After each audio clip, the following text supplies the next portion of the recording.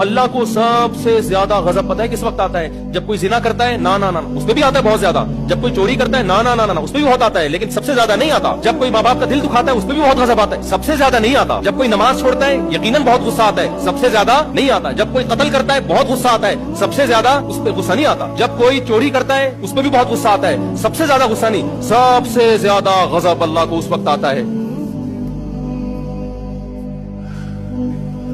کہ جس نے آپ کو بنایا, جو آپ کا خالق ہے, جو خدا ہے, آپ اس کو چھوڑ کر کسی اور کے سامنے سر جھکاتے ہو. اس کو بہت غصہ آتا ہے. اس کو یہ غیرت ہے نا اس میں. دنیا میں زنا بھی ہوتا ہے, شرابیں بھی پی جاتی ہیں. اللہ نے ان جرموں پہ سزا رکھی ہے آخرت میں, لیکن اس سزا پانے کے بعد آپ جہنم سے نکل جاؤ گے. بے نمازیوں کو بھی سزا ملے گی, جہنم میں جلیں گے. سزا ختم ہونے کے بعد بولو نکال دیے جاؤ. جو ماں باپ کے نافرمان تھے سزاؤں میں جلیں گے, سزا ختم ہونے کے بعد بولو نکال دیے جائیں گے. جنہوں نے زنا کیا سزا ملے گی, نکل جائیں گے. سود خور سزا ملے گی, نکل جائیں گے. جو خدا کے علاوہ کسی اور در پہ جھکے, کسی اور سے مرادیں مانگنا شروع کر دی, دینے والا وہ ہے, مانگ کس سے رہے ہو؟ کسی اور سے مانگ رہے. اس پہ جتنا اللہ کو غضب آتا ہے اتنا کسی اور عمل پہ اللہ کو غضب بولو نہیں. اتنی بڑی نعمت ہے توحید.